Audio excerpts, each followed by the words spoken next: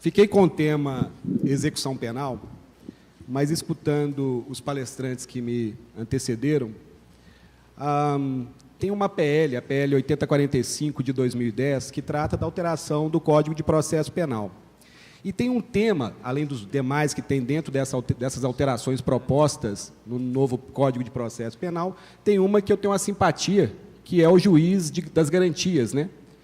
Seriam dois juízes, o juiz que trabalharia na parte da investigação, seria o juiz das garantias, e um juiz processual, como o direito espanhol. Eu tenho acompanhado o direito espanhol há um certo tempo e tenho acompanhado também as críticas que eles têm lá com esse tipo de juiz das garantias e juiz do processo. Não estudei profundamente, daria um novo tema, um novo debate, mas eu vejo com bons olhos, até para a gente poder discutir a possibilidade. Mas, falando de execução penal, que é meu tema, eu vou trazer um ponto que é da alteração também da Lei de Execução Penal, que é a PL, na verdade, a PLS 513 de 2013, um projeto de lei do Senado, de autoria do Renan Calheiros, que altera substancialmente artigos da Lei de Execução Penal. E eu trouxe um ponto da Lei de Execução Penal para a gente discutir, na verdade, um artigo da alteração para a gente poder discutir. Esse artigo, na verdade, dois artigos, é o artigo 41. O que ele fala? Constitui direitos do preso. Obter progressão de regime quando estiver em presídio superlotado. É engraçado, a PLS está desde 2013. Há mais ou menos 2 meses, o relator, o professor Anastasia, deu voto favorável exatamente à mudança, à inclusão desse artigo e a mudança de outro, que trata exatamente sobre esse ponto. Direitos, obter progressão de regime quando o presídio estiver superlotado. A alteração é no 41 e a alteração é no 114A. É vedada a acomodação de presos nos estabelecimentos penais em número superior à sua capacidade. E o parágrafo 2º fala, havendo preso além da capacidade do estabelecimento, o juiz de execução deverá antecipar a concessão de benefícios aos presos cujo requisito temporal estejam mais próximos. É uma alteração substancial. Saiu a notícia no Globo, logo no dia posterior ao voto favorável do relator. Projeto de lei colocará 300 mil presos na rua. Saiu basicamente assim. E lá dentro do texto do artigo, falava um pouquinho sobre o assunto. Mas eu quero trazer uma reflexão para a gente, para os operadores do direito. Durante muito tempo, a gente discutiu os direitos e as garantias fundamentais em sede de atuação policial. Então, o tempo todo, a gente quer que uma abordagem policial ela observe os direitos e as garantias fundamentais. Então, o conduzido lá pela Polícia Militar, para o conduzido, deve ser observado os direitos e as garantias fundamentais. Criou-se um padrão, logo depois de 97, daquele evento na favela Naval, lá em São Paulo, foi a primeira aparição, né? Na época não tinha câmeras, igual tem hoje com facilidade, alguém filmou em 97, e aquilo foi parar no Jornal Nacional, e os policiais, eles extorquindo e mataram dois indivíduos que foram abordados. Aquilo ali foi uma repercussão nacional gigantesca. E começaram ali a se discutir as formas de abordagem policial. E nós discutimos, naquele tempo, os direitos e as garantias fundamentais. E não há outro verbo, a não ser o brigar, né? Nós, operadores de direito, nós brigamos para que fossem observados os direitos e as garantias fundamentais na abordagem da Polícia Militar.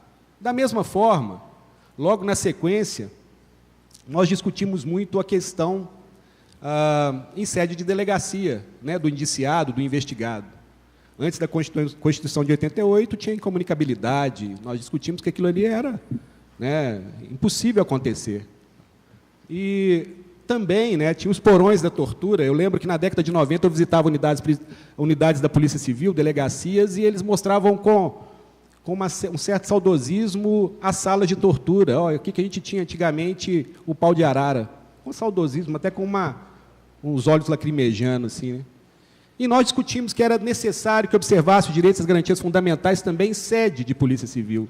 Isso tem sido feito, né? Existem exceções, mas isso hoje em dia a gente briga muito. E quando aparece, a gente vai lá e vai brigar, coloca lá vamos à televisão, vamos avisar, vamos aqui mostrar que ali estão sendo infringidos direitos e garantias fundamentais. Da mesma forma, e aí tem ali o conduzido, tem um inquérito policial, vai para o Ministério Público, necessariamente eu estou pegando a persecução penal de uma maneira mais abrangente, né, a perseguição penal, contabilizando aí também a fase policial, também no Ministério Público. A discussão hoje em dia do Ministério Público está sendo muito legal, porque como vai ser levantada as provas, né, a licitude das provas, né? Então, se as provas são lícitas, a escuta telefônica ela é lícita, o acesso ao e-mail, ao acesso às contas bancárias, ela é lícita, pode sair alguma prova lícita de uma prova ilícita, tem que ser observado os direitos e as garantias fundamentais também em sede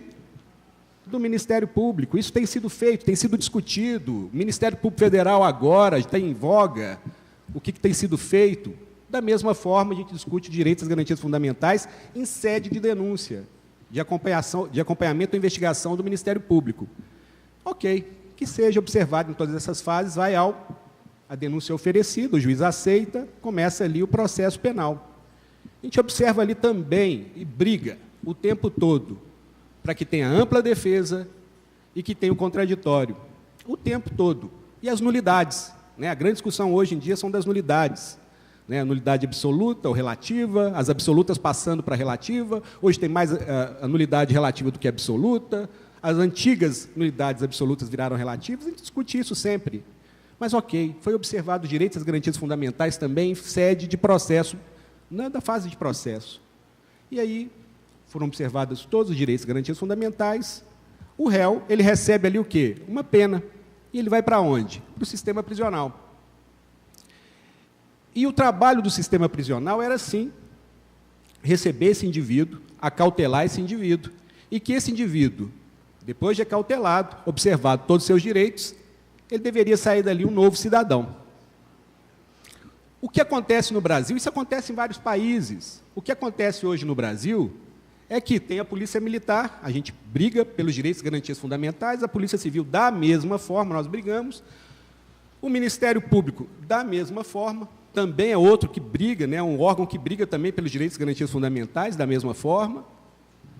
Também é o Tribunal de Justiça, na fase processual, nós brigamos o tempo todo para que seja observado a ampla defesa, o contraditório, ele recebe uma sentença e ele vai para o sistema prisional. É interessante, nós brigamos em todas as fases pelos direitos e garantias fundamentais, chegou agora em sede de cumprimento de pena, os operadores de direito calam, porque da forma que estão hoje acautelados os presos, e eu não estou aqui falando para defender, toda vez que traz o tema, sempre tem aquela exclamação, está defendendo bandido, né? Defende bandido. Em 2015, eu estive na Noruega, eu estudo sistema prisional há quase 15 anos, em 2015 eu estive na Noruega e visitei uma unidade prisional da cidade de Halden. E eu foram me levando para conhecer a unidade prisional e eu visitei uma cela. E a cela tinha uma cama normal. Na verdade, a cela parecia, eu sempre comparo isso com meus alunos, a cela parecia um quarto do Ibis, e nada de demérito ao Ibis, hotel, não. É porque lá é muito bom mesmo. E eu fiquei constrangido. E o funcionário do governo que me acompanhava perguntou por quê. Eu falei, olha, eu estou muito constrangido, porque isso aqui está errado. Ele falou, está errado por quê? Eu falei, por que tem uma cama de madeira, um banheiro fechado com água quente? Lá precisa do ar-condicionado e do aquecedor por causa do tempo. Então, isso eu não entrei muito em detalhe. Mas uma televisão, um notebook, uma mesinha, isso está errado. Ele falou, como deveria ser? Eu falei, eu vou te explicar como deveria ser. Deveria ser uma cama de cimento, não deveria ter o computador, não deveria ter um banheiro dessa forma e tal. Ele, não entendendo muito bem, ele falou, olha, então quer dizer que a sentença no Brasil, ele perde alguma coisa além da liberdade? Eu peguei e falei, não, ele só perde a liberdade. Eu falei, então o que está de errado? O que tem de errado com a nossa cela? Eu falei assim, nada. Tomei uma lição das maiores.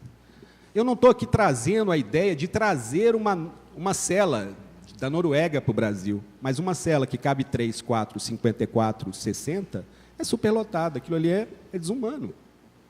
Se nós não observarmos a questão prisional no Brasil, não adianta discutir processo penal, não adianta discutir direito penal e processo penal, se não discutir a questão do acautelamento.